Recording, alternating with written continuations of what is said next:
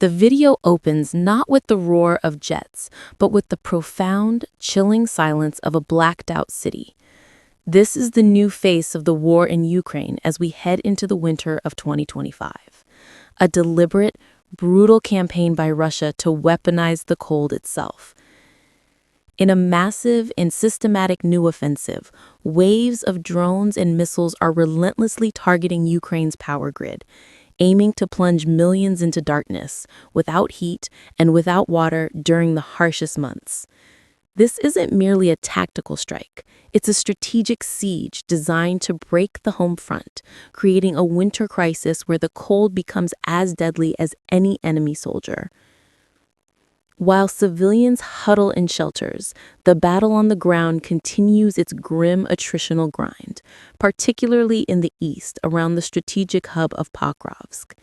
Here, the fighting is fierce and unyielding, a bloody battle of attrition where gains are measured in meters and paid for in lives, representing the slow, grinding reality of a front line that has solidified into a brutal test of endurance.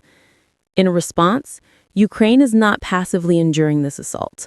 The war has escalated into a deep, reciprocal battle of strikes and counterstrikes.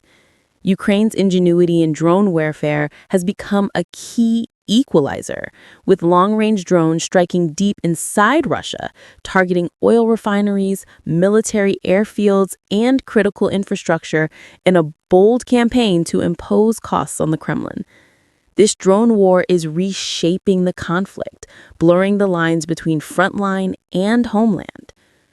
Simultaneously, the diplomatic stage is witnessing seismic shifts. Moscow, having fully reoriented its economy onto a war footing, is engaging in a tense, high-stakes game of brinkmanship with a Washington and NATO alliance that is itself grappling with political fatigue and internal divisions. The question of sustained military aid to Ukraine has become a political football, creating dangerous uncertainty in Kyiv and emboldening the Kremlin, which is betting on the West's attention span waning. This entire conflict is set against the complex backdrop of sanctions and energy politics, which have created a profound dilemma for Europe. The initial unity in facing down Russia's energy blackmail has given way to a patchwork of national interests and quiet desperation, as the continent struggles to balance moral imperatives with the economic and political costs of a prolonged standoff. On the ground, the human dimension of this war is further complicated by the growing presence and controversy surrounding foreign fighters and new recruitment drives on both sides, highlighting the increasingly international and desperate nature of the conflict. All these threads point to a fundamental transformation in the war's character throughout 2025. A decisive shift from the maneuver warfare of earlier years to a grinding war of attrition, where economic resilience, industrial production, and sheer political will are becoming the most critical currencies. The implications of this stalemate stretch far beyond the borders of Ukraine. For the global economy, the war continues to disrupt supply chains, fuel inflation, and create persistent uncertainty in energy and grain markets, with ripple effects felt from the halls of the European Central Bank to the gas pumps in the United States. For the U.S., this conflict represents a defining test of its global leadership and its strategic commitment to a world order based on rules, not brute force. So what comes next?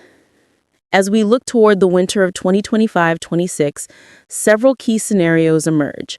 A frozen conflict where the current lines harden into a de facto border under a tense, intermittent ceasefire. A catastrophic Russian breakthrough should Western support falter at a critical moment. Or, though increasingly distant, a dramatic Ukrainian resurgence powered by a sudden influx of advanced weaponry that allows it to break the stalemate. The coming winter will be a crucible, not just of military might, but of the very endurance of nations and the international resolve that will ultimately determine the map of our world for a generation to come.